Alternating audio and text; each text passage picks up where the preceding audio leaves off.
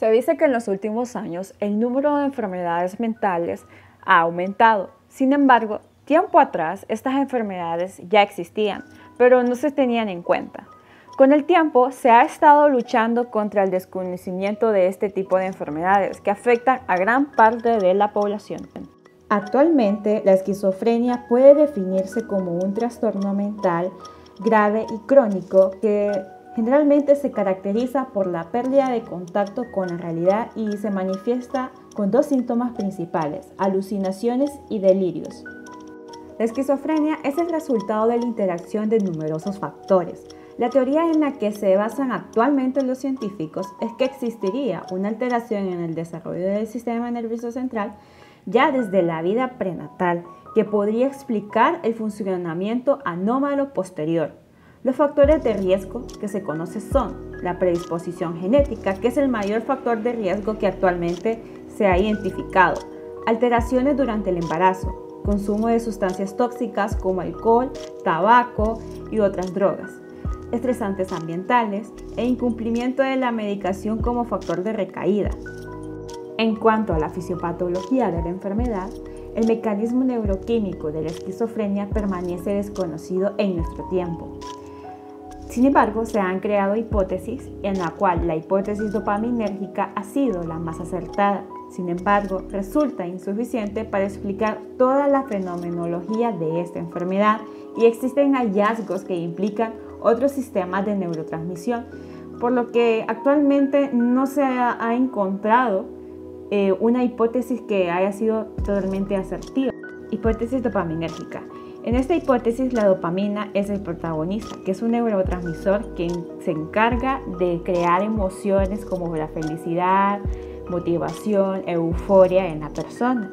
En este caso, los niveles de dopamina van a ser muy elevados, por lo que esta hipótesis sostiene que los síntomas de la esquizofrenia se deben a un exceso de dopamina o una elevada sensibilidad a este neurotransmisor.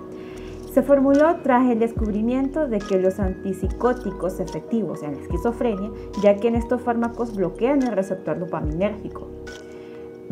La hiperactividad de la neurotransmisión de estos receptores de la dopamina en las regiones subcorticales y límbicas del cerebro contribuye a los síntomas positivos de la esquizofrenia, tales como alucinaciones, ideas delirantes y alteraciones en la conducta.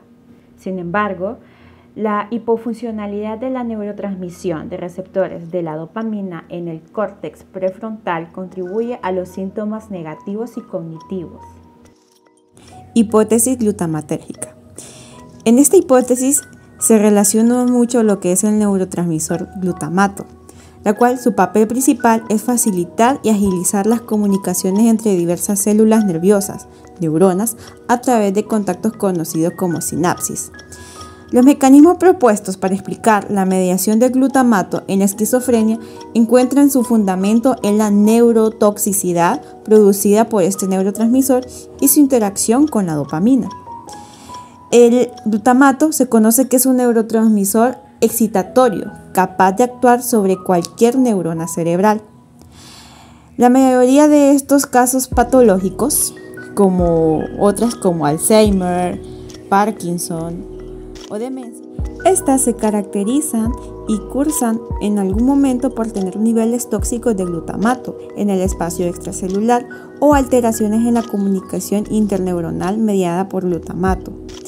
Así, el glutamato sobreestimula sus receptores, la entrada sostenida de calcio y produce la pérdida del control de las concentraciones de calcio, y esa excesiva acumulación de calcio al interior de la célula hace que la mitocondria dispare diversos procesos intracelulares que finalmente conducen a una muerte celular. Este aumento de calcio genera la formación de radicales libres que promueven la peroxidación de lípidos a niveles de la membrana y la síntesis de óxido nítrico, que actúan como retromensajeros o potencia el efecto excitotóxico por aumentar la liberación de glutamato.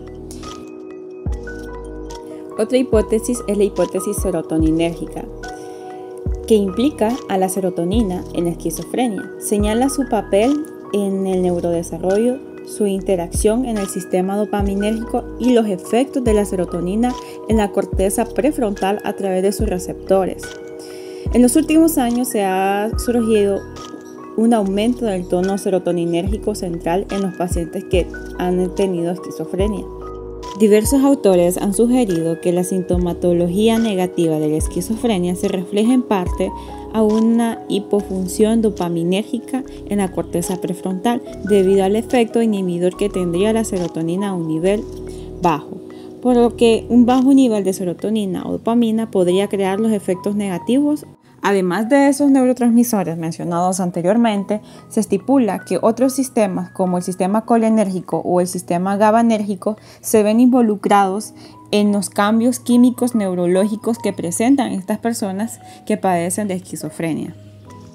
Los pacientes con esquizofrenia también presentan anomalías físicas del tejido cerebral que pueden observarse en los estudios de neuroimagenología, pérdida del volumen del tejido cortical, incluyendo el sistema límbico, corteza prefrontal, tálamo, hipocampo y amígdala, agrandamiento ventricular, simetría disminuida y hipoactividad de los lóbulos frontales e hiperactividad de los ganglios basales. De manera general, los síntomas más importantes se pueden clasificar en dos grandes grupos: síntomas positivos y síntomas negativos.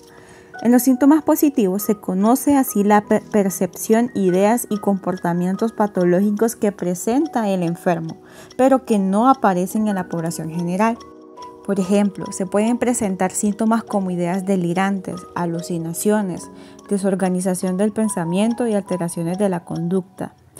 Estos síntomas se dan por el descontrol neuroquímico que tiene el paciente, más que todo cuando los niveles de neurotransmisores como serotonina o dopamina están a un nivel elevado, y pueden presentarse este tipo de alteraciones en la cognición y la manera en la que los pacientes desarrollan sus emociones durante la realidad y empiezan a presentar estos síntomas como alucinaciones.